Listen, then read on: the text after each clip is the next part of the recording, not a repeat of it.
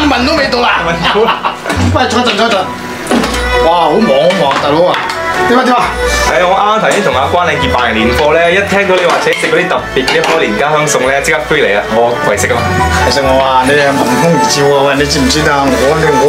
我哋鄉下咧，我哋叫做學山市。學山市咧，每逢過年咧，就有幾樣嘢幾特別嘅。我問過我哋啲鄉下嗰啲嗰啲嚇，即係老前輩啦。我哋學山市咧過年咧就有3樣嘢嘅，一樣咧叫做炒米餅，咁第二樣係乜嘢咧？叫做大齊，用啲麵粉咧嚟搓完之後咧，就叫啲老人家咧咁咪吹啲波仔啊，吹完波仔之後咧就油炸咗嘅，炸咗嗰度好似一個大嘅氣球一樣啊，咁個大齊嚇。咁第3樣就呢樣嘢啦，你聞到呢樣嘢啦？食啊！你聞到咩先？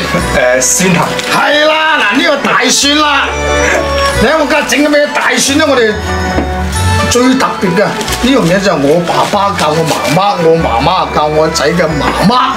咁啊，我仔嘅媽媽就時咧叫我幫手，所以我都識地做啦。每一年咧，我都做好多嘅，一買成20斤大蒜。係啊，呢啲大蒜咧，我哋啊專門要嚟做咩？先爆晒佢先嚇，爆晒嗱，我整緊啊！你睇住嗱，間咧我就爆緊啊！呢啲係咁個爆就嚟熟啦，呢個等我搞掂咗先嚇。有啲咩材料㗎？咪就先同我切過咧，呢個大蒜啊嘛。仲有啊！上湯，至緊要呢個上湯嚇，雞啊豬肉嘅總之啊，整到上湯為止啦。第3樣就咩咧？就我哋呢個就係我哋學山市叫做瀨粉啊，特別啲學生帶出嚟㗎。就呢3樣嘢啦不過我哋食嘅時候好特別喎食嘅時候咩特別咧？就淨係上湯、大蒜同埋瀨粉嘅啫，食唔到豬肉嘅，因為咧過年要食齋咁嘅意思嘅。老麥唔好咁多啦，我一陣整好俾你試下啦你坐一陣先。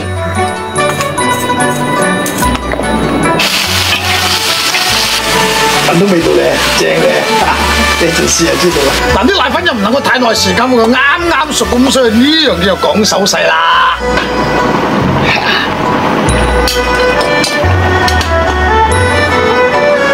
嗱，呢啲就手勢啦，佢啱熟嘅啫。咁呢隻就又爽又滑，好啦，加到上湯啦，係咁簡單啫。